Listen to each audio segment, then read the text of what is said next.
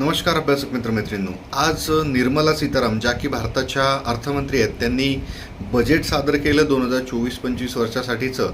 आणि यामध्ये आपण डिटेलमध्ये माहिती घेऊयातच, पण नवीन कर प्रणाली त्यांनी डिक्लेअर केली. या नवीन कर प्रणालीनुसार 3 लाखापर्यंतच्या उत्पन्नासाठी कुठलाही टॅक्स लागणार नाही.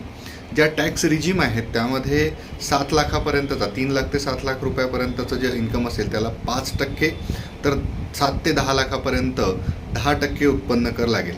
12 लाखापर्यंतच्या उत्पन्नासाठी 15%, तर 12 ते 15 लाखापर्यंत 20%, आणि 15 लाखाच्या वरती उत्पन्नासाठी 30% उत्पन्न कर किंवा इन्कम टॅक्स हा लागणार आहे.